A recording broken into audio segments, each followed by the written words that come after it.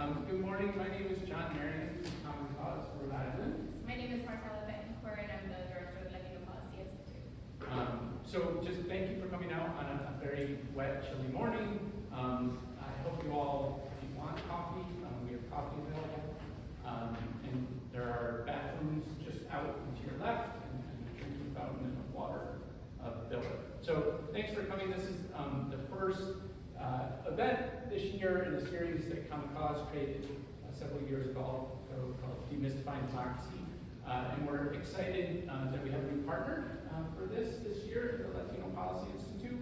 So we're going to start out, we're going to actually start right out by introducing Jack Skill from the Latino Policy Institute, who's going to walk us through a little exercise.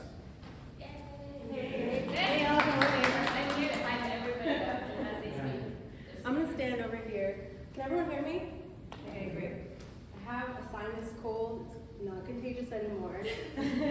But it's hard for me to project, so if you can't hear me, just let me know. Good morning. So we thought we'd start with a little energizer and also see who's in the room. So I'm going to ask some questions. And if it applies to you, just raise your hand. And I encourage everyone to look around to get a sense of who else is in the room. Okay, so who here has advocated at the State House before? If you have, raise your hand, hold them up, keep them up, look around, see who's in the room. Awesome, okay. Who's totally new to advocating? Keep them up, look around.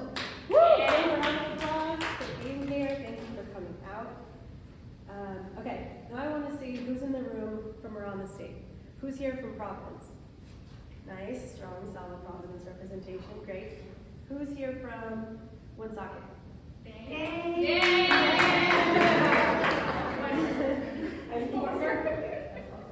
How about Central Falls? Just raise them and keep them up. If it applies to you.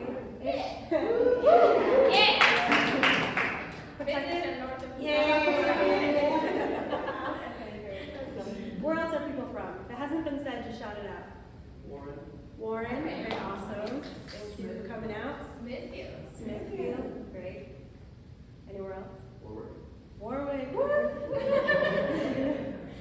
Great. I'm here from Cumberland, by the way. Okay, great. Who is here because you work on an issue-based campaign? All right, keep them up, hold them high, look around. Okay, great. And I'd love to hear just from a couple of people, what are those issues? You want to share? House Bill 5355, giving residents of long-term care facilities the right to have electronic monitoring if they so choose. Great, thank you. Anyone else? Anything pipes. Anything but AIDS. Nice. Nice. Anyone else? A variety of healthcare related issues. Healthcare, love it. Yeah. Closing the wide detention center in Sandra.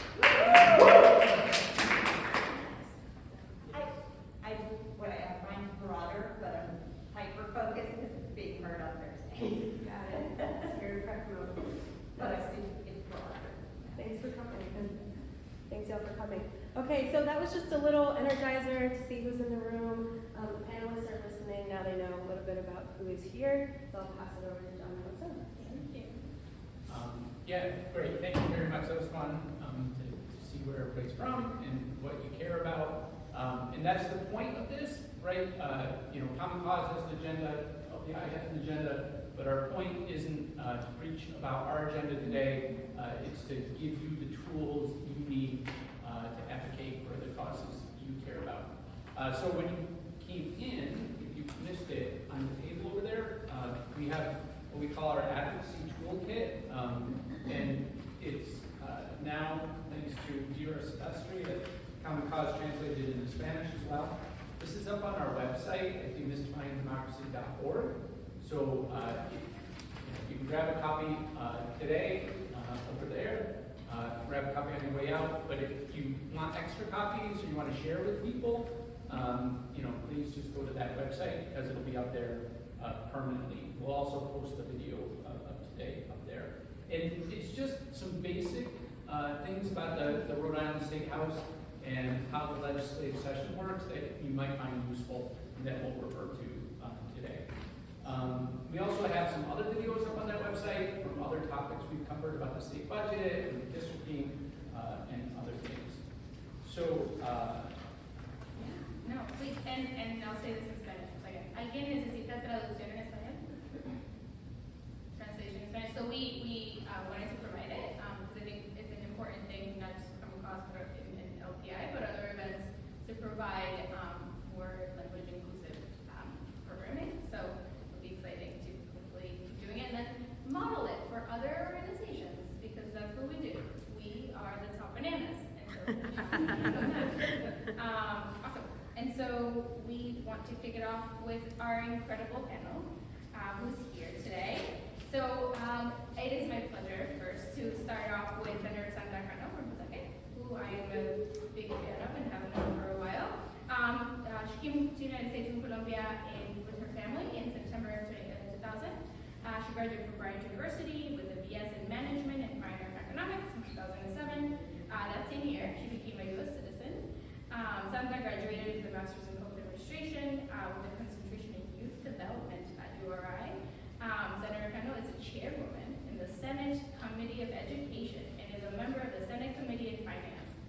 In her private capacity, she's the Director of Commerce in the City of Betancur. And she is here with us. Thank you, Marcela. And thank you, John. Buenos días. Buenos días. And the senator has to leave a little bit early, so it's no offense to anybody involved, but she had a pre-existing condition. Santa during parade in Betancur.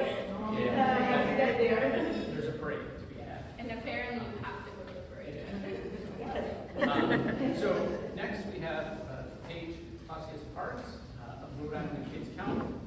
Paige is the Executive Director of Kids Count, Rhode Island Kids Count, which is a statewide children's policy and advocacy organization that works to improve the health, safety, education, economic well-being, and development of Rhode Island's children with commitment to equity and the elimination of unacceptable disparities by race, ethnicity, disability, zip code, immigration status, neighborhood, and income. She's new to this role as ED, but from 2019 to 2022, she was Kids Count's Senior Policy Analyst, responsible for policy analysis, advocacy, and project management in areas related to education and economic well-being. Paige advocates for the needs of Rhode Island students and families by testifying, what we're going to talk about today, on budgetary investments and legislation that impacts economic stability, mobility, school curriculum, school culture, and college and career readiness incentives, and works to ensure students in low-income families, students of color, multilingual learners, and I know you had that this week, and students with disabilities receive the resources they need. So, Hi, everyone. Nice to spend this morning with you. I'm really looking forward to a great conversation, and thank you to John and Marcela for the invitation. And finally, Steph Machado from WPRI. Steph is an investigative, I can't pronounce that word, investigative, oh my God, why can't I say investigative? Oh, no, sorry, investigative, wow. Yes, coffee and my brain, I already told someone I didn't have for WPRI, she covers the city of Providence and state politics. She previously worked as a state house reporter in Vermont. She grew up in Massachusetts and currently lives in Providence. You should follow her on Twitter. Yes. So today we want to have a conversation with our panelists about, we were intentional about picking people from different perspectives of the legislative process in Rhode Island, so we didn't just want to have a bunch of legislators or a bunch of advocates. We wanted people who view the process from the inside and from the outside, and who are trying to influence the process. So we want to kind of explore how a bill becomes a law in Rhode Island. More often than not, they don't become laws, but sometimes they do. And so we're going to start off just by asking them to briefly share how their professional roles are connected to the legislative process, so sort of where they sit in that 360-degree view of the legislative process. Then we're going to kind of get into the nuts and bolts, and then we're going to have plenty of time to open it up for people's questions. So first, we'll start with Senator Cano, just to kind of explain your role. I think it's fairly apparent what a senator is, but we'd like to hear from you. Sure. Sure, thank you, John, and I'm so excited to be with all of you this morning, and thank you for, like you guys said, braving the weather today. So my role, I see my role as being the voice of many people that don't have a voice. So as I'm the conduit of making sure that I introduce legislation so it can become law. And I think I have another, like, how I see myself, another very important role is to make sure that when I have the seat at the table, that I'm able to speak up and maybe sometimes teach or share a different perspective that maybe is not understood or led by other senators or colleagues or members of the General Assembly, just because I come from a very diverse background and maybe I fit different profiles that they may not understand or they may not have lived experience that connect them to an issue. So that's how I see my role, like being that voice, being that conduit, being that advocate, but also making sure I have like that teaching and also learning, right? I'm here to learn from others as well. So I can be able to make an impact. And I think I have examples, I'm not sure if you want that, but I can share later if you want to, of how you can change perspective. And it could take 3 years, but it's a big win for a community when you're finally able to pass legislation that maybe wasn't in the radar before. So, Thank you.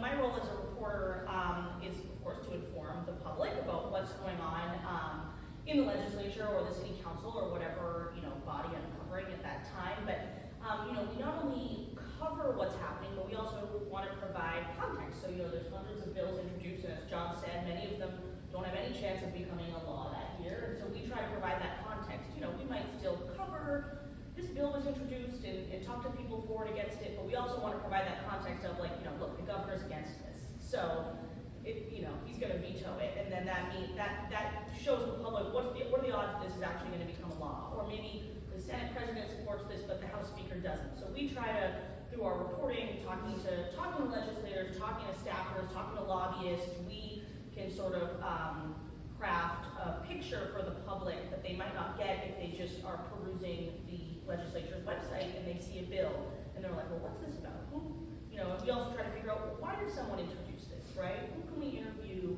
that can explain why we need this law? So that's my role in this world. Okay. And as an advocate, our role is to help influence our really important policymakers and inform them of what's happening in the community and what the needs are. So at Rhode Kids Count, we report and collect data on different indicators of children's well-being. We've been doing that for over 28 years. And so we provide that data for policymakers so they can make a data-informed decision. And we also work with community members. So we strongly believe in amplifying youth and parent voice. And the legislative process is really complicated and confusing, which we'll talk more about today. So we try to use our expertise and experience in working with policymakers to help educate and inform the young people and parents. And then we hear from them about what are the issues that are impacting their lives. We match that up with data and try to come up with some policy solutions with members of the community. And then we partner with policymakers to say, hey, here's an issue that's happening that we know you also care about. Here's the data around it. And here's some solutions that community members have come up with. So we try to be that in-between to help bring community voice into policymaking. And for policymakers, they have a really hard job in front of them. They've got a lot of priorities to look at, a lot of needs. And so our role is to make sure the voice of children and parents is always at the forefront. So we try our best to be there all the time when we can, really support champions for children that are making policies, give them the information they need so they can also help influence their colleagues so that we have policies that are good for our kids. Thank you. So when we originally conceived this several years ago, we actually used as the logo the little bill from the Schoolhouse Rock video. And we sort of did it ironically because many of us remember the video and can kind of recite the steps of how a bill becomes a law from Schoolhouse Rock. It's my generation. I won't speak for the younger generations, and I realize I'm probably the oldest person on this panel today. But for later generations, I'm sure there's something on YouTube. But I want to ask the senator sort of a couple of questions. You know, if you could kind of outlaw the general flow of how things work, because it isn't. Rhode Island's, you know, every state legislature is slightly different. Rhode Island's slightly different. There's some things that are rules here and just sort of customs here. And then where typically, you know, you're going to talk about some issues like where are those ideas bubbling up from, right? So where is the legislation that you've been introducing coming from? Sure. So I'm going to start by just saying that here in Rhode Island, we are a part-time legislative body, and we do our job well. We really are full-time. Because, like, I just don't want to underestimate, like, you know, the amount of time that really takes to prepare and to introduce the legislation and to go through the process. So our schedule here is from January to generally June. By June, we should be able to pass the budget, and that's what ends our session. And just to give you a context, from January to the mid-February, we are, as legislators, able to introduce our bills, and that is basically, we have a deadline for that. The Senate, actually, in Rhode Island operates very different from the House. So I know the House has different rules where, like, after the deadline, they have 3 bills that they could do with a 70 rule that they have. The Senate doesn't have that.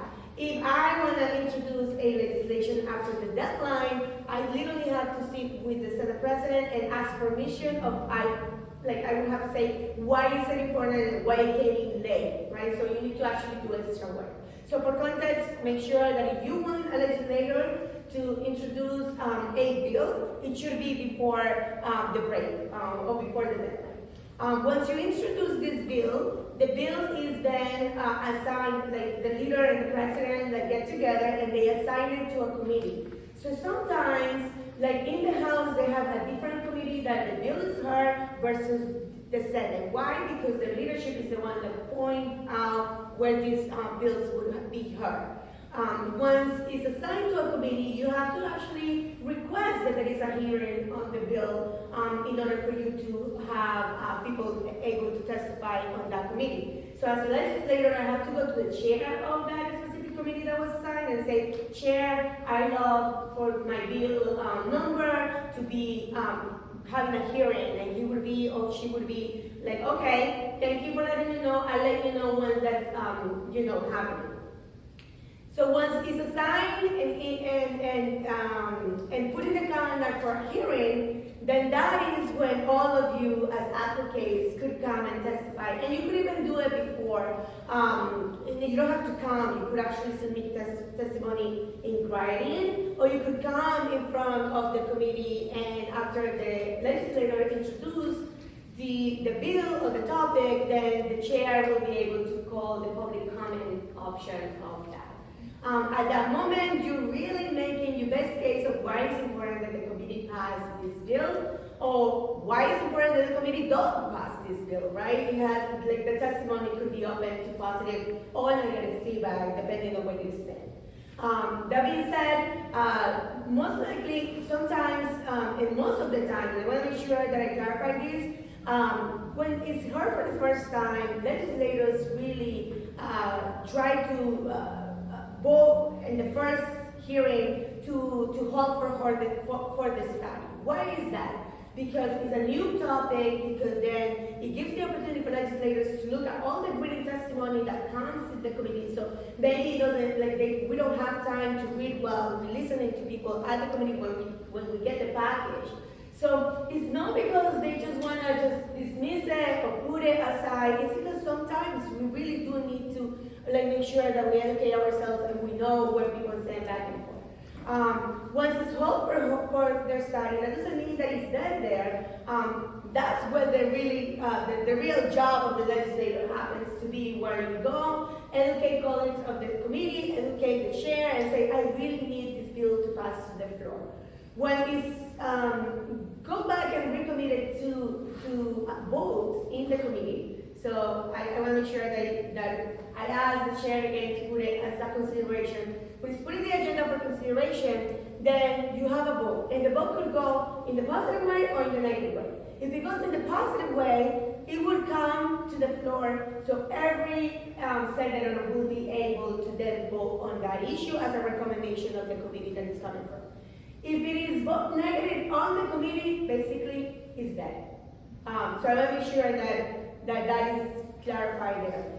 When it comes to the whole floor, that is when you see sometimes that in the Senate chamber or in the House, there is discussions with all the senators with different views, and the people that are not in the committee could then put the position forward. And that is when the vote happens, and it's the same way, like it could pass or not, and when it passes, it doesn't finish there, it only passes the chamber of the Senate. So what happens is that is referred to the House. So once it passes the Senate, that same bill is referred to the House of Representatives. And they basically have to do the same process in the House of Representatives and refer to the Senate. And when we pass both, like vice versa, then it's sent to the governor. It's not becoming law after it passes both. It's sent to the governor. Then the governor has a certain amount of days to sign it or not sign it, or let it be law without a signature.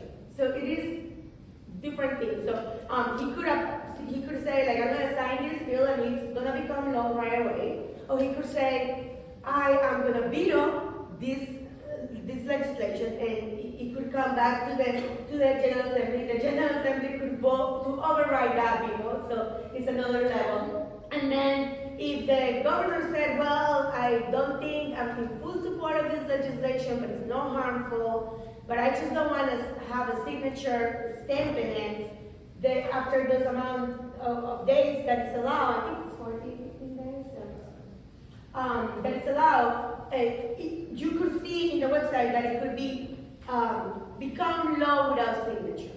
So he just didn't sign it, but he didn't stop it or veto it.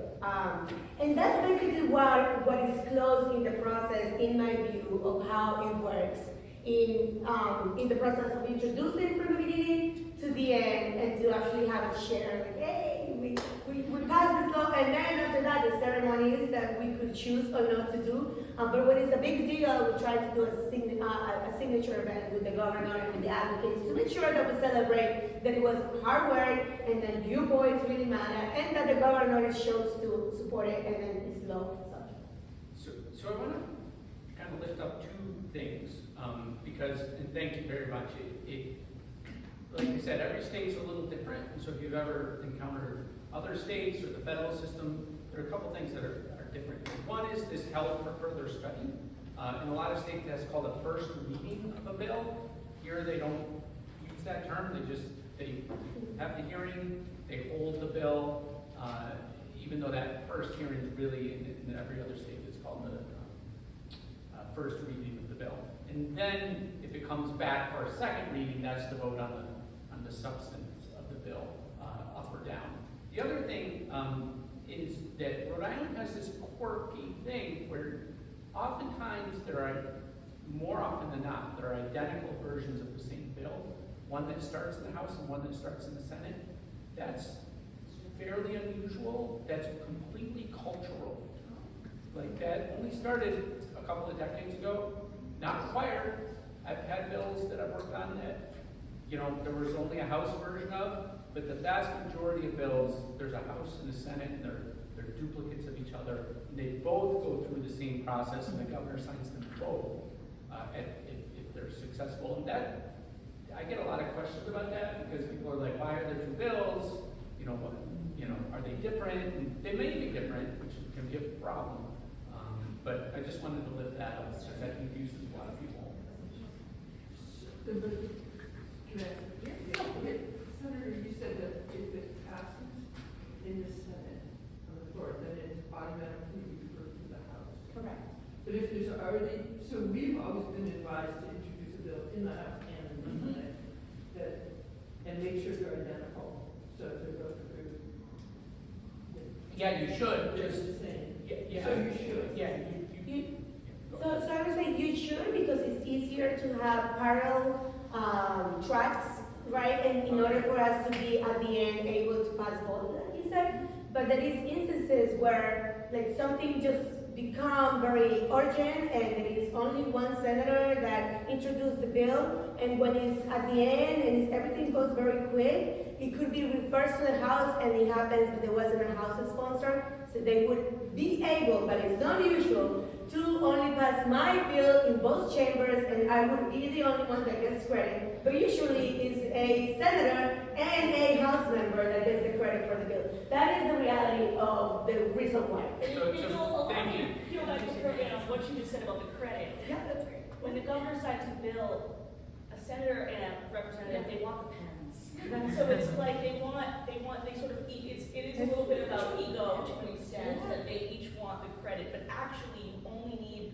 one of the bills to pass the House and Senate and go to the governor. You don't actually need both of them to Okay, pass. so if it passes the Senate and it goes to the House, there's no sponsor in the House. No. So how does it proceed? So it would be referred to committee in the House.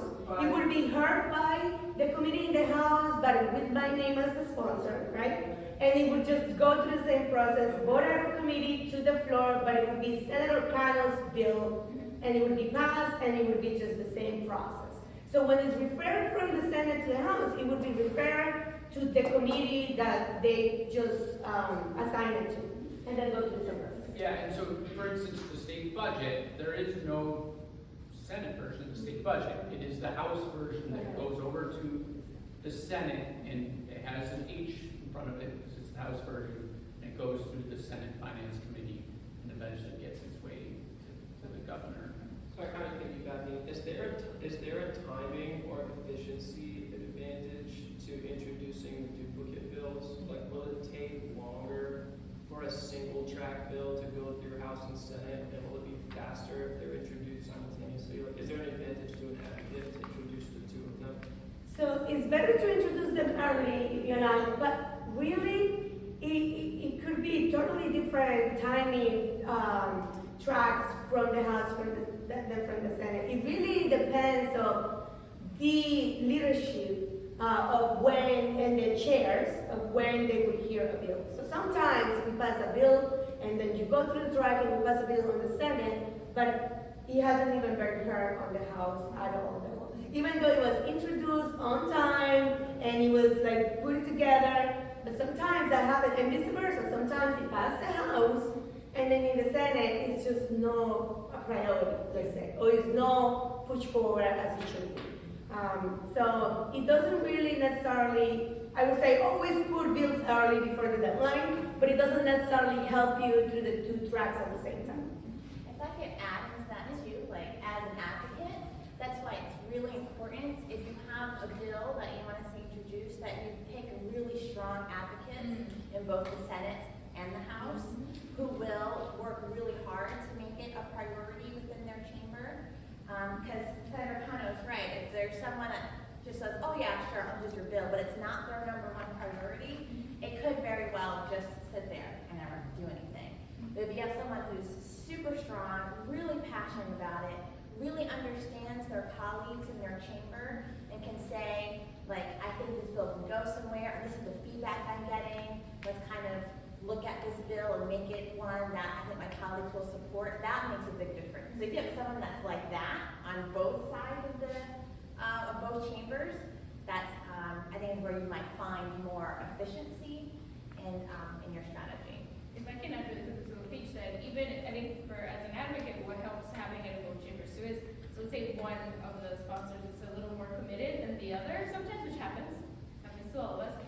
What can be helpful too then is even just one really great sponsor can also help push some of the members in the other chamber. Because I think, we talked about committees, the committee chairs where these things are going to be heard are like the second most important people that we have to look at as advocates. And people, hey, when are you doing this? Hey, you're going to pass it on the floor? And so I think that's a really great resource. So don't literally poke them. Oh, don't touch me. That's Stranger danger. But she fell down with me. I do apparently. None of Good. it real. Touch strangers. Weird. Yeah. First,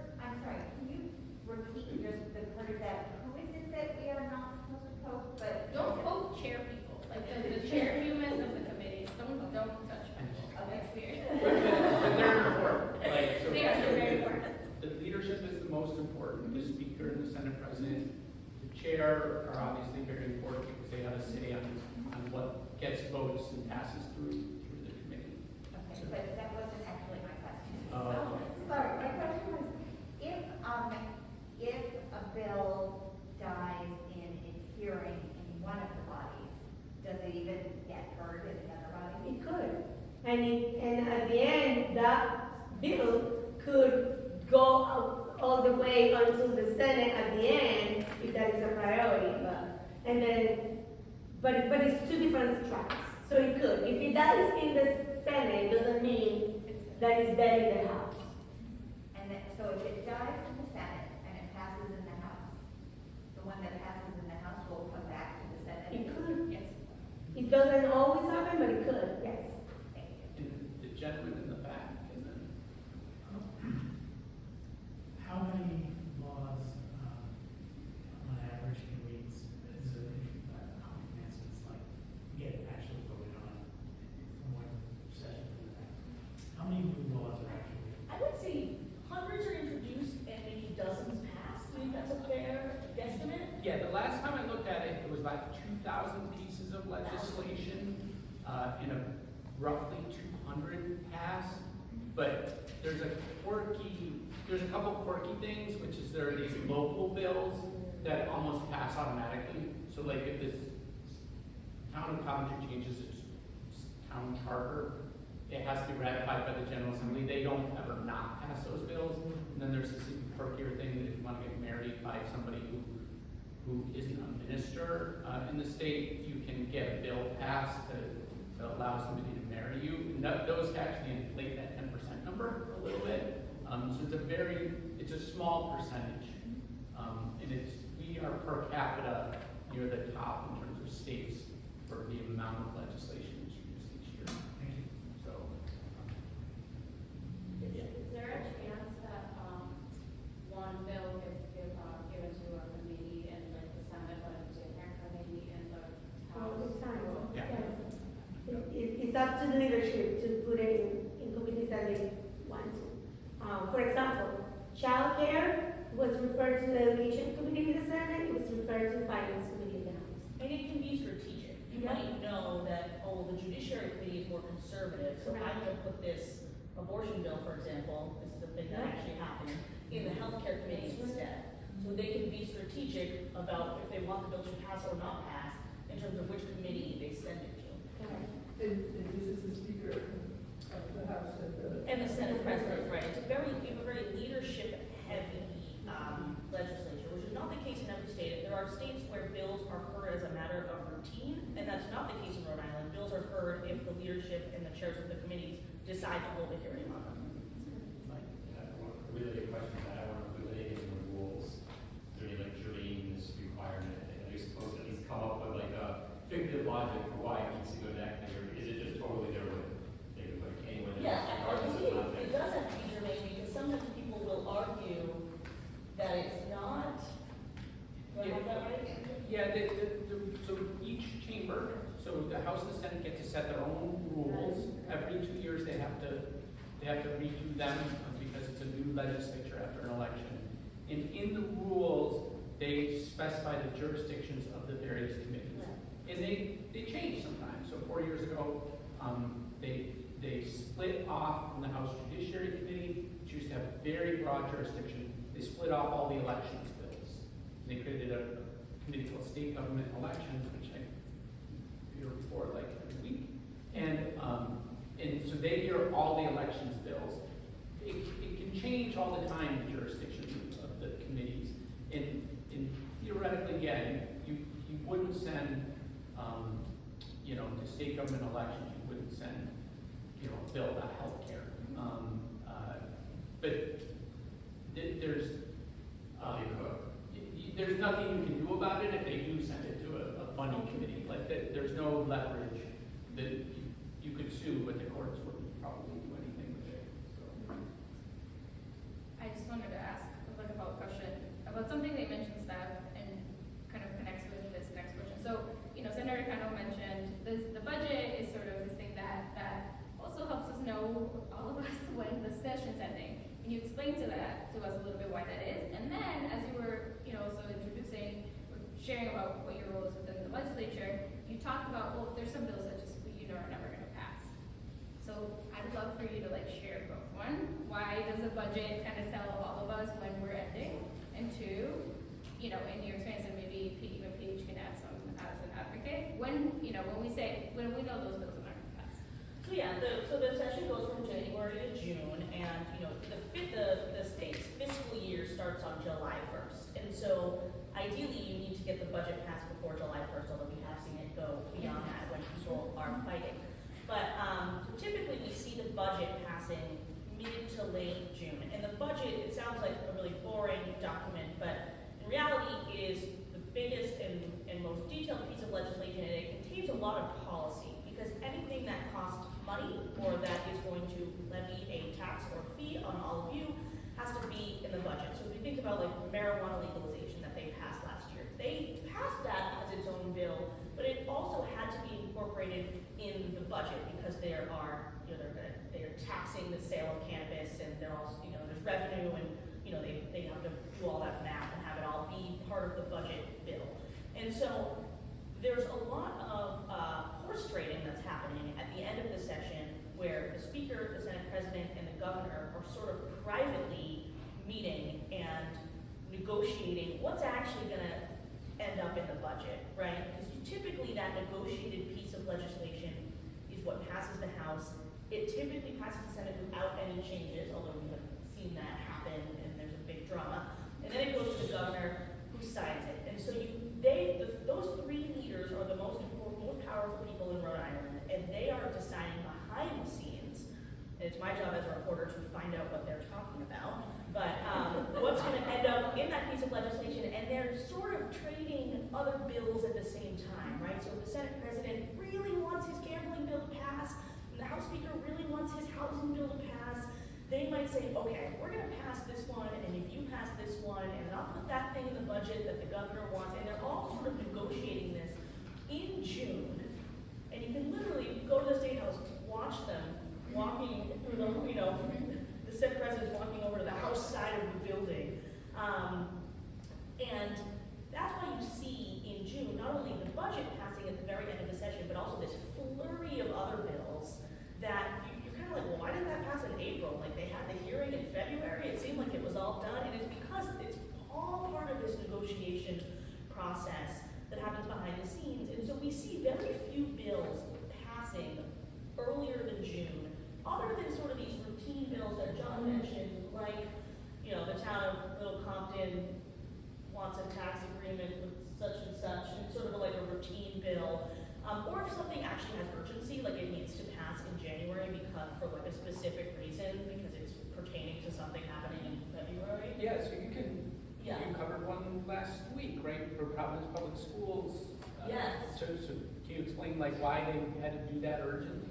Wait, which bill were you So allow retired teachers. Oh, yes. Yeah. We were like, Yeah, no, it's okay. It was a different public school story that I also covered last week. So yes, there's this massive teacher shortage, for example, and there's a law that only allows retired teachers to go back and work for a certain number of days before their pension gets put on pause, because it's sort of double dipping. You're getting paid, public money, the pension is public money, and then you're also working, so you're getting paid by the taxpayers for your job. But because of the teacher shortage, they are temporarily allowing retired teachers to work for, I can't remember if it's 120 days, does that sound right?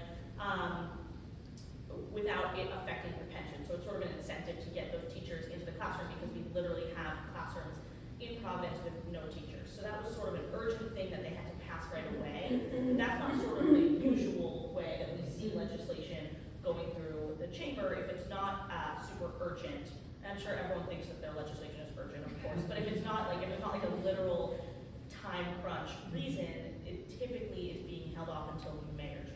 Yeah, but sometimes things happen, and they do have to react quickly, and they can react quickly, which is the point I'd like to needle them about, because right, they're perfectly capable. They're perfectly capable of moving things, Yeah. things quickly. Yeah. So I want to ask Paige as an advocate. So when I read your bio, right, you're covering a lot of stuff at Kids Council. how do you find it, and how do you keep track of it and follow it through this process? Yeah, so there is a lot to keep track of. I mean, on any given day, there can be, there's some days where there's like 100 bills introduced.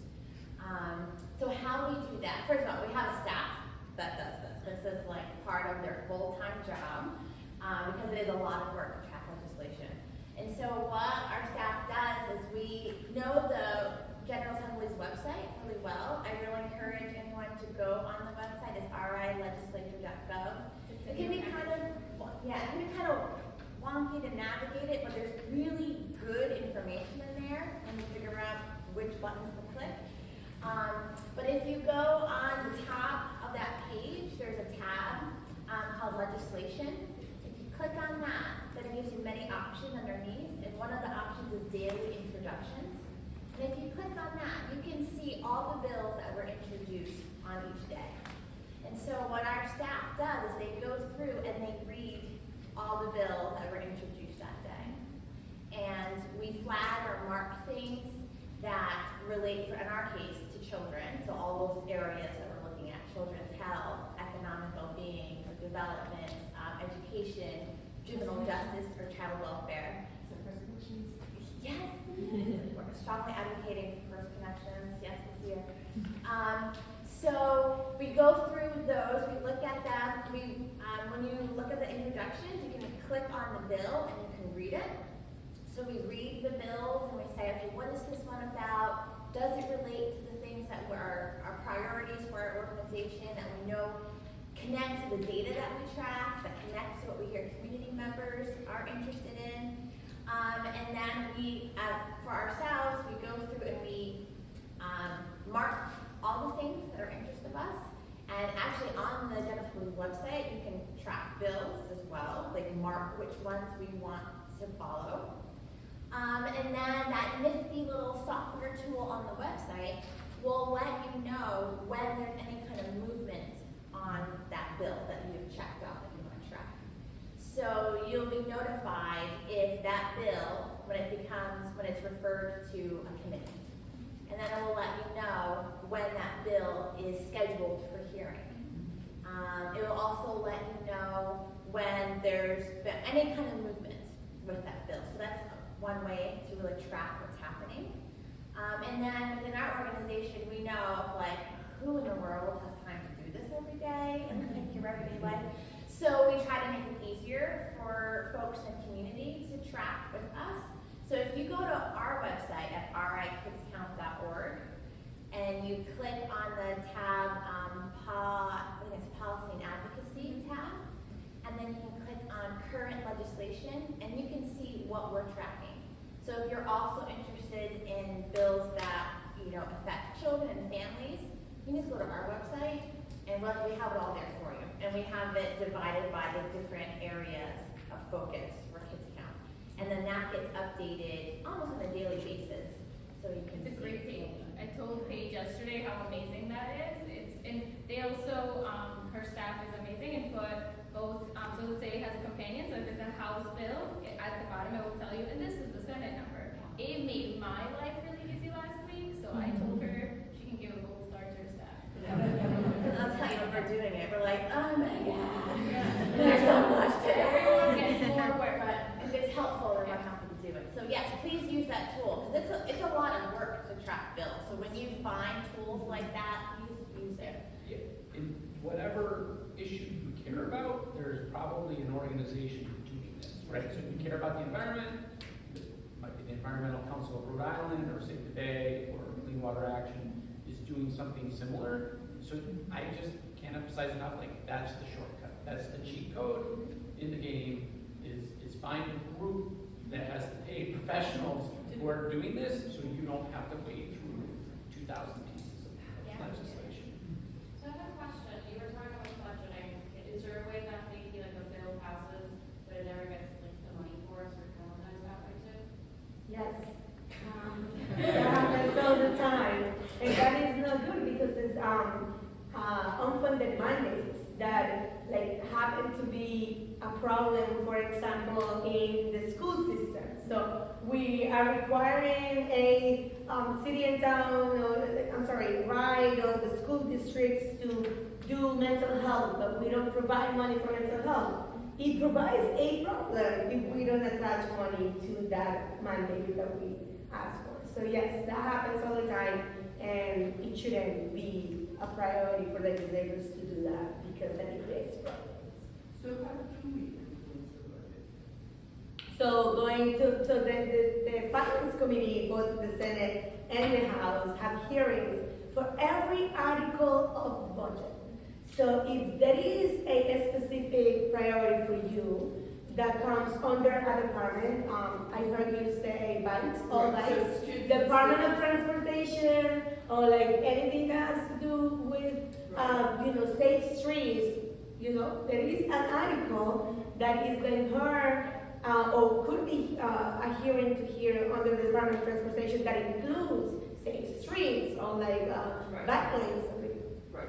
That is when you go and you say, as a citizen of Rhode Island, as a advocate for safe streets, I want more money for these, or I want to make sure that there is more things. And then so your testimony really helps prioritize members of the community to do that. So we have a champion who submitted some bill this week or last week that said, $25 million should go to the bike mobility plan, which has just been riding on the shelf for 5 years. So last year she did the same. So it never did well. I mean, how do we? So you need a champion, but you also need people like you to come and testify, tell the person's story of why is that, and then make sure you But keep it has to go to a committee to do that. To the So finance if it's not committee. assigned committee, if that committee doesn't call for a hearing, it Correct. nothing ever happens. That's true. Yeah, the budget's a little bit different in the fact that, the governor by law has to come out with a budget in January, and, he or she can put in different priorities. So you actually have two places you can influence the process with the budget, right? So a lot of groups, pro-reproductive rights groups, spent a lot of time at the end of last year trying to convince Governor McKee to put EACA, I can't forget that. It's related to taxpayer-funded abortion. Into his proposed budget. So the advocates were trying to influence the governor there. And then Monday, there's a hearing where there's a standalone bill to do the exact same thing, and they're trying to influence that. They're trying to pound, every available opportunity they can to really flood the policy-making process, the budgetary process. And why is that? Because the General Assembly Finance Committee could actually take out the line item that the governor includes if they wish to. So we can amend the budget that the governor submit to us and said, no, that's your priority, you put it in the budget, but we don't think it's the same priority, we're gonna take it out. And then so that's why there's legislation that is trying to do the same thing. If it doesn't happen with the budget that is submitted by the governor, maybe it happens with a legislation that is going to be codified as well in the budget resolution. So it's a two process. Yeah, and Senator Cano mentioned that, in the budget, there's like different departments that have a budget and that's in the governor's budget. And sometimes you can even back way into the beginning of the budgetary process, which actually begins with the state departments. So if there's something that you're advocating for that is overseen by one of the state agencies, I recommend going to them really early, almost like July. As soon as the budget's over, you start back getting ready for next year's budget. And so going to the Department of Transportation, for example, and saying, this is something that we're really interested in. Would you consider including it into your budget recommendation to the governor? Yeah, So each agency submits to the governor and says, can you please include this in your budget? So that's the first place where you can try to get That something really out of it. close to us Yeah. because Director LD not the only interested. So we have a, Mostly covered here. yeah, we have a bunch of questions, I'm gonna get, and then you. When the bill is introduced to the House, do you suggest applicants to start submitting testimony does that in any way push them to schedule a hearing when they start seeing stuff? Or should we wait until this hearing is actually scheduled to start like telling people like, oh, this is happening, you should show up? So I would be extremely honest. So if you started getting testimony early, sometimes it's lost in the process, and I'm going to tell you why. Because as a legislator, I could get tons of emails from many different people, from many different issues, and then sometimes it gets lost in all of the moment. Well, if you go to the hearing and you have a very organized group of people that really support, like it's going to be, we're going to be very attentive to that issue. So to your question, the question was, would that influence a hearing? Not really. It would influence it through you as sponsor, and your sponsor will be in communication with you. So if there is the sponsor of the bill, and you say like, Senator Cano, I really care about childcare, and you put in that there, then I'm going to be like, okay, I'm going to let you know because childcare is my priority. I'm going to let you know when the hearing happens, because I need you too, because I'm pushing for that hearing. So it's going to be a direct communication. But if you send it to Paige, and Paige is a legislator, and childcare is really on the bottom of the priorities, she's just not going to be too so attentive to it. This girl doesn't care about childcare. Yeah, sorry, Pat. Yeah, not exactly a question, but a point that's hopefully not obvious, but maybe helpful to some advocates in the room is that, like, obviously committee assignments change, right? So there are times when certain very dynamic legislators are given committee assignments, and that can be very helpful. So, for instance, Lou DePalma from Middletown is now the chair of the Finance Committee, and with the caveat that all political relationships are a bit transactional, and I'm a journalist, so my experience will be a little bit different here. I find Lou to be very accessible and very responsive, which is not to say that you're always going to get what you want from him, but I find him to be much more accessible than, for instance, many state departments to the average citizen. And a dynamic legislator like that can also move the needle for you in terms of accessing some of those departments to make budget decisions. So if you find a strong advocate, or at least a legislator who was really keyed into responding to their constituency, that can be, I think, really helpful for you. And Lou, in particular, is quite a dynamic guy and enthusiastic about responding to his constituents. Yeah, thank you. Thank you for your patience. I know you were trying to make that point for a while. And yeah, you find your champions, right? So my organization, we have sort of our voting rights champions who that's their personal interest, or maybe they have some constituents who are particularly interested in voting rights, so they become voting rights champions. There are healthcare and education champions and champions of different issues. It's, in any legislative body, you can't be the champion of everything, so you kind of have to pick your issues and you find your champions and you use them. Keep in mind, sorry, but send that text more than once if it gets lost in the shuffle. Don't curse my name, but sometimes you gotta be more persistent. No, yeah, sure. Okay, one question. And a question for the senator, just thinking what Paige was saying, how she benefits from a very thoughtful staff. I know the General Assembly staff is sort of this low-side resource.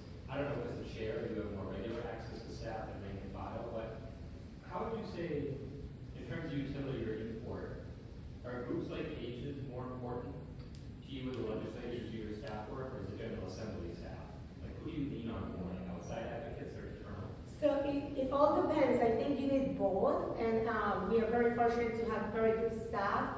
But the policy staff in the Senate, you would imagine that it would be a huge staff, but it's really not. It's like 3 or 4 people that are really handling every issue for every senator, and it's different in the House than it is in the Senate. So we rely a lot on working together with organizations such as Kids Count that has the data to provide that already. Sometimes they already provide the policies drafted, and we just connect organizations such as Pages with the policy person in the State House to work together on a bill. Because we know that she really did the research, that they already are ahead of the game, and so we want to make sure that we connect them so it's more efficiency at the end, and we could capture the priority, because sometimes Paige could ask me to introduce a law, And she knows all of the reasons why it's more important, so it's better that if I connect Paige to the staff, because sometimes she could explain things way better than I will, because I'm only gonna be the conduit, like I said before. So, I think that to answer your question, we have great staff, they do amazing job, but they do rely on groups that are already doing the work, like Common Cause for voting rights, like Kids Counts for like children families, like Latino Policy Institute for anything that has to do with their priorities. So it's a combination of it. If I could add to Senator Cano's comments too, is that just underlying a lot of that too is the importance of relationships and having respectful relationships together. Because when you have a strong champion like Senator Cano, who's incredible, by the way, and her staffers, you know, want to do and help her introduce legislation that's going to be really important and champion, especially for kids. And when we have a great relationship with that policy staff, we're able to work together because we have a common goal and a common vision together, because we want to do what's right for kids. So that really helps with that relationship and going back and forth, looking at, you know, different language for bills, us being able to provide whatever research or data that's helpful for the staff. So it's a partnership. It's really important. Yeah, I wanted to ask and get your opinions on like the work of coalitions, because it's not just like, you know, Kids Count that's doing the work, it's Kids Count with a lot of other organizations. So I was curious to hear your input on how, you know, the legislators work with coalitions, how reporters and advocacy organizations do that, as well as, you know, normal people can get involved with that process, do that work. So I can answer that question. Yes, to your point, I think it's important. The more people that are really interested on passing or advocating for an issue, the better it is for a legislator to really partner with the coalition. For example, after school time is a huge advocacy network. So it's the after school coalition that get together, and you have boys and girls clubs, the MCAs in there, the United Way of Rhode Island, we have Kids Come, everybody gets together. And then so the good part about this is when we have that coalition, then you can be very, very specific and proactive about bringing awareness from all of the different groups. And then so what happens often is that we, and I don't know if you've seen, like we as legislators often do press conference to do and highlight a bill. And it's often with the coalition of members that we do that, because it's important, because they're doing the work. You just, like again, you just the conduit of, like you, the person that is carrying the work of everyone else. So to your point, it's very important. And then that's when you see press conference happening. That's when you see, like, you know, a strong showing on a testifying for an issue. That's when you see that the more, the better. Because then people like really, in numbers, when I see commitment, when they come and say the stories, and people are like, oh my God, I never knew, my colleagues, I never knew this was such a heavy issue for communities, until you see the great work of the advocacy together. And I can say from a reporter's perspective, I mean, not every bill is created equal. Some of them have more wind in their sails than others. And if there's a coalition that's sending us press releases and is holding press conferences and is getting the word out about this piece of legislation, like, it's probably going to get more news coverage, because frankly more people are talking about it, right? As opposed to a bill that no one's talking about and doesn't seem to have a chance of passing, and it's not going to necessarily, we can't cover all 2,000 bills. And so yeah, I've called coalitions and said, can you do a person who's going to be personally affected by this bill that I can interview, and so they can be helpful to reporters in that way as well. It doesn't mean that every single press conference that a coalition holds we're going to attend. We have limited resources, and depending on the news of the day and all of that. But if you're holding a big rally at the State House for a bill, odds are at least one reporter is going to show up. And I'll take this opportunity to let you know about one coming up on Tuesday. Great. So Rhode Island Kids Count, in partnership with the Economic Progress Institute, convenes the Raising Rhode Island Coalition, which is a coalition of 50 organizations, direct service providers, faith leaders that are all advocating for policies that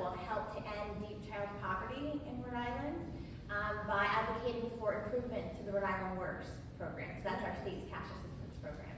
So this coming Tuesday at 3 o'clock, March 7th, 3 o'clock at the State House Library, you can join us, love to have the media there, where we will be talking about the bill introduced by Senator Murray and Representative Art Handy, about 4 really critically important improvements in the Rhode Island Works program that includes increasing the cash assistance monthly benefits, including the cost of living adjustment, repealing full family sanction that really hurts our kids right now. I can tell you more about it later.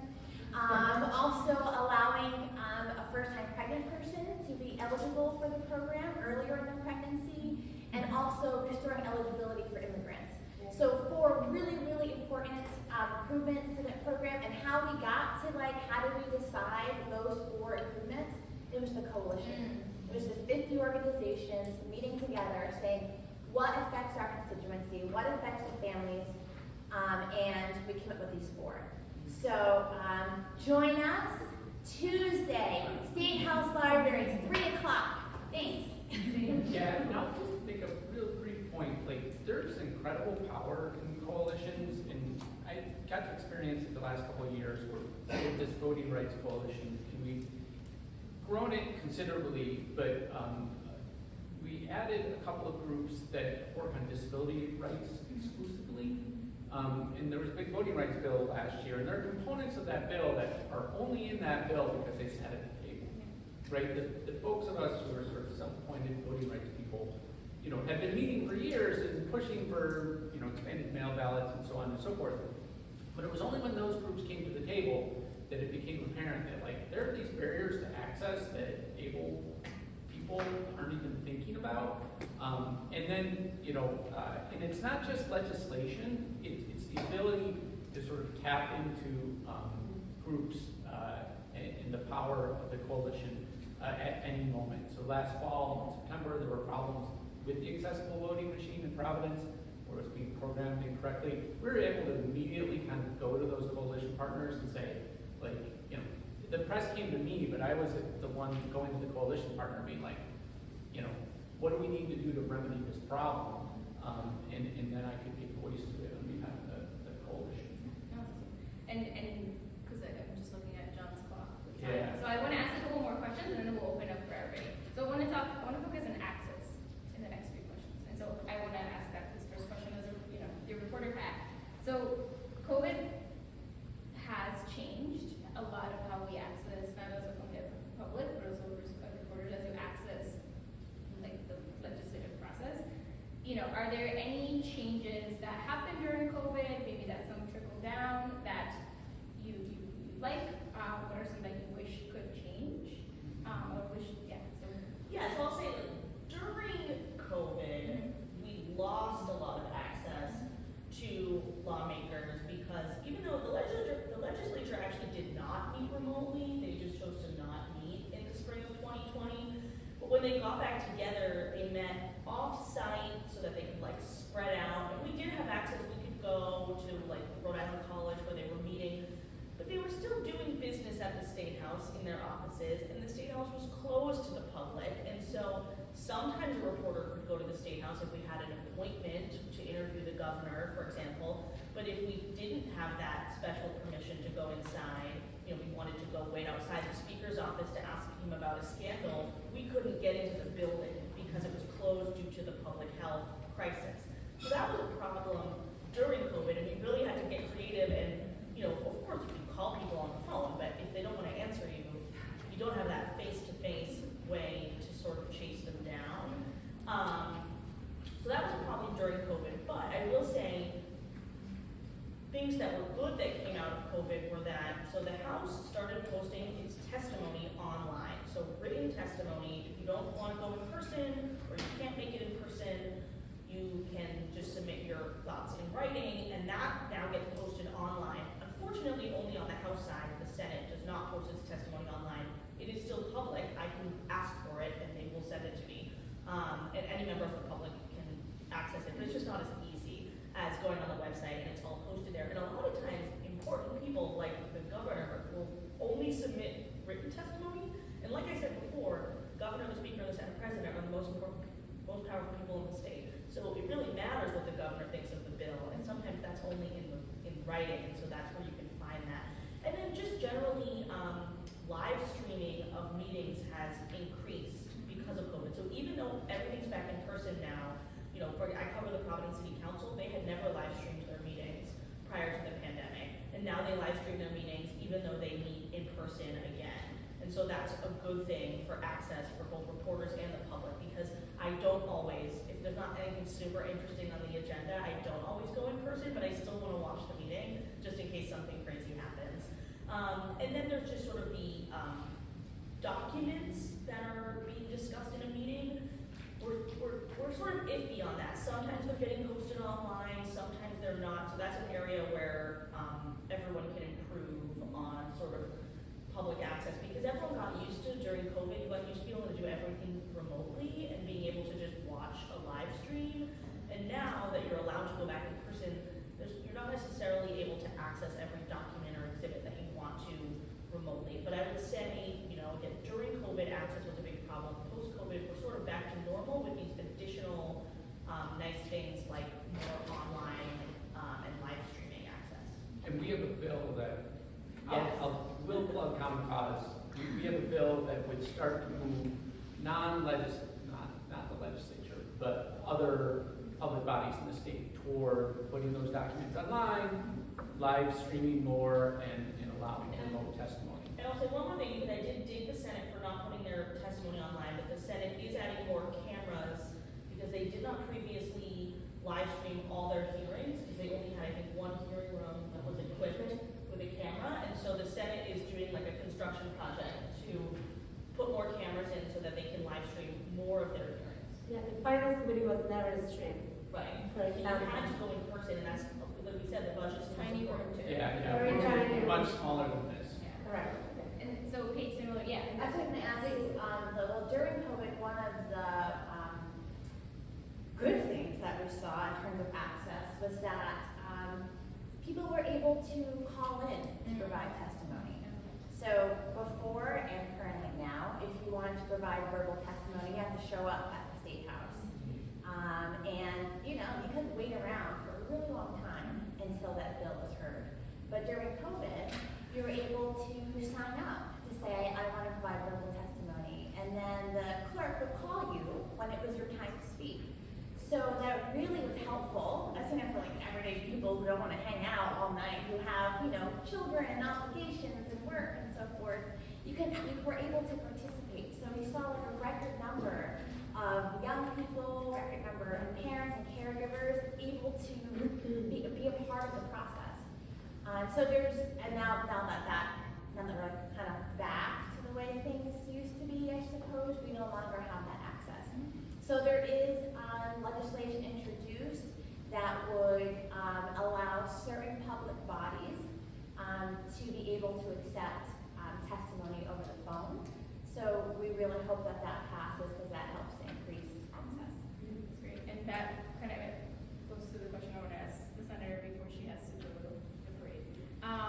So during COVID, even in the last couple of years, we've seen people being able to access you and your colleagues a lot more. One of those access things that stays in my head is people who do not speak English. So people who have to write testimony or provide verbal testimony in a language other than English. I know how it works. Do you want to share what happens when humans can't speak English in the legislature, and they come and speak to your committee? Yes, so I'm very fortunate to be a chair and able to open access to anyone that could come and do testimony in different languages. But there is a bill, and I will make sure that I put that. There is a bill that based on no other committees have the same ability to translate or talk to their share. Like I became a translator for many of the hearings when I wanted to make sure that parents have access and to have a voice. Since I speak Spanish, I was translating for my colleagues, and I was taking testimony in Spanish for these parents and even kids. And for me, it was very powerful because for me, it was since the beginning, since I was named chair, the first minority Latina chair in the history of the Senate. It's huge responsibility, right? Huge responsibility. So if I'm being the first, I want to change the way that things are. So if you look at the committee's makeup, the only committee in the Senate that have diverse staff is my committee. So I have an attorney that is bilingual, and I have a clerk that is bilingual, and is the only clerk in the whole Senate that is bilingual, and the whole attorney in the whole Senate that is bilingual. But it's because it's by choice, and I push and I say leadership, this is important to me, I want to make sure this happens, but that is not across the board, right? So what the bill does is make sure that we could have anyone that wants to come to testify request ahead of time that they need translation services, and then so it gives time to the body to have the ability to have one person from that language come and translate for that individual, so the members of the committee have understanding what the testimony is like. But that bill hasn't passed. The bill is still introduced, and we have a sponsor in the Senate, in the House, and with leadership with the coalition, we're trying to move that forward. The challenge there is that they say, well, that's going to be so difficult, it's going to be very costly. Like, you know, that is basically the mentality of many of the legislators, but really it's not. There is services that you can go and see, like the medical field. That happens right now. You could call on the phone, so there is services that you could have in contract, and you just pay the time that you use it. So it doesn't mean that you have to have it on all the time, because the legislation called for 48 hours before the hearing happens, you have to just request it. And then, so it makes it easier for the body to, like, then after if we have a request, then call someone, and we would only pay for when that is needed. It's not like we have to pay all the time. So those things are things that we need to educate.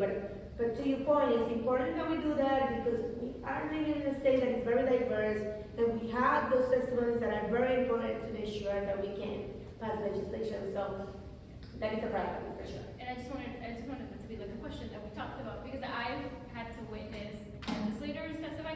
I've had to translate for people. I was not a trained translator. Well, I was a 12-year-old who had to translate for her mom. But it's very different, and it also is. I don't think it takes away from the story of the community that goes there, but I also think it's a sense of respect, right? The humans who are there are being paid, by community members, and community members should be able to access them in whatever language or needs that they have. So I wanted to make sure that we talk about that. It's a really it's a very touchy issue for a lot of communities. I know. Thank you. So I just want to take the time to say thank you for allowing me to be here. I have to go to my community of Kentucky to a very important parade for St. Patrick's Day. And I just want to end by saying thank you for allowing the community to have access to this information. I think it's so important. And last but not least, happy Women's History Month. Yay!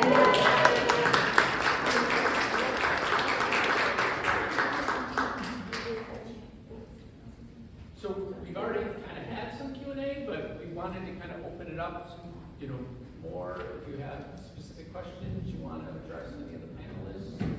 So, Senator, it's good about you guys have those answers. So it's a part-time job. What do you do the rest of the time? Great question. So most of the legislators have day jobs. There are everything from, teachers, lawyers, in the business world. You do have to have a job, though, that's pretty flexible because the legislature meets at 4 o'clock is when the sessions happen. And so depending on where your job is physically located, you have to be able to leave at 3:30, whatever time to get there for 4 o'clock. And so we do see a lot of retired legislators who are older. Do see a decent amount of teachers, definitely lawyers, because lawyers have sort of a say over their caseload. So a certain time of the year they might just take fewer clients than they do in the off part of the year. What are some other common jobs that We have in the Senate, we have a mental behavioral health professional. Have you ever had nurse? Say it again. Municipal. Yes. Oh, we have state workers. Well, Senator Cano is a city worker Yeah. in Kentucky, and there's a lot of legislators who work for, City Providence. And so they're just sort of given the permission to leave and go to the State House. Things are, and this is one of those things that's like uniquely Rhode Island. Because we're the smallest state, you can come from Westerly, be a legislator at 4 o'clock. This does not happen in the other 49 states. That just doesn't. And as a result, it creates certain sorts of incentives for people from different professions, but it also really affects the public's access to the legislature in ways that are good and ways that are bad, right? So if you go to any other state, the legislative hearing happens at like 1:30 in the afternoon, right? So you, as an advocate, have a job, which professionals, right, we could do it, but if you're just an advocate, a member of the public, and you have a day job, you're not going to be testifying in Connecticut or Texas.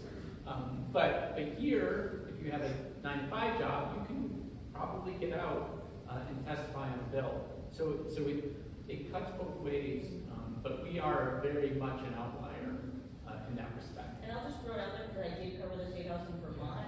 Farmer was a big day job that a lot of, and it's also a part-time legislature, but they did meet during the day, so you have to have a really flexible job. They only met like January and May, and so a lot of the session was in winter, so the farmers didn't have a lot of farming to do. And that was like, farmers and lawyers were probably the #1 job that people had when they were legislators. And that's why historically the sessions are when they are in the states. They're in most states they're very short, starting in January, and it was because of that. Sure was. Wow, I Yeah. didn't know that. Harvest in the fall, you can't be over to the State House. Yeah, you can't be doing It's it true. at harvest time. Can't harvest your crop. So they're only in session Tuesday, Wednesday, Thursday, or, Yeah, in the Senate, we didn't get a chance to ask her, but the Senate weirdly now is only meeting on Tuesdays as a whole. And the committees are meeting Tuesdays, Wednesdays, and Thursdays, but the whole Senate has yet to meet on a Wednesday or a Thursday this year. so I actually didn't find that information of when they met online. Well, so if you go on the homepage, you can see the calendars, and it'll say when, but they only post them like 2 days in advance. Right. And so when we get later in the session, that's when they really start meeting more often, because like I mentioned, they're passing like dozens and dozens of bills. And they can also suspend their rules to post hearings And moments. on a moment's notice, as opposed to the 48-hour requirement, because there might be something they need to take up very quickly. And we will see them meet on Fridays or even Saturdays, like the very last week of the session, because they're trying to get stuff passed. But at this, we're still sort of a slow phase of the session, even though it's already March, where they're considering legislation, they're holding a lot of hearings, but they're not necessarily meeting on the floor in that 4 o'clock session very often. Yeah, so typically it's roughly 4 o'clock. They meet as a whole, so the whole Senate, the whole House.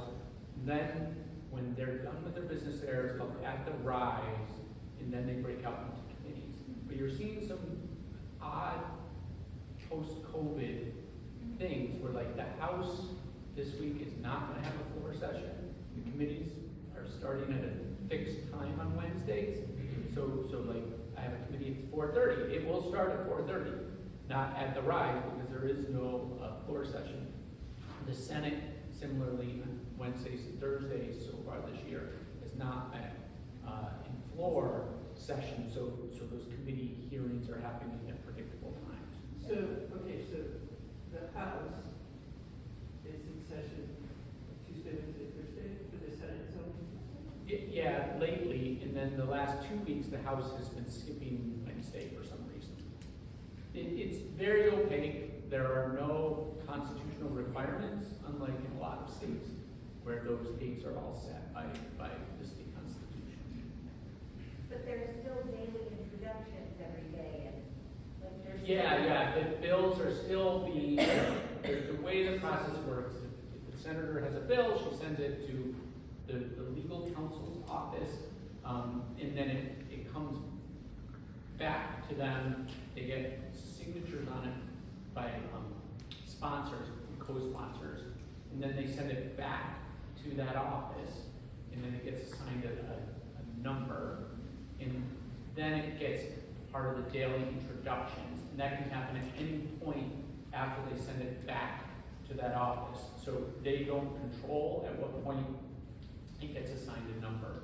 And it's just right now it's just a matter of like, you know, there's a choke point, which is they have this deadline to get all this stuff in, and then that office only has so many lawyers in it and can only process so much in a day. So they're just gonna kind of roll it all out.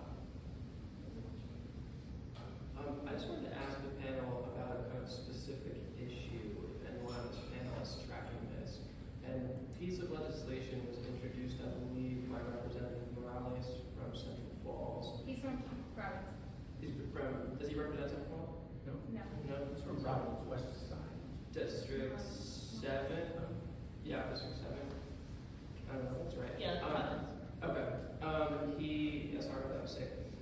He introduced a bill pertaining to the end of the emergency SNAP issuance and the state government addressing it. And I was wondering if Kids Count or Latino Policy Institute or anyone was sort of tracking that issue.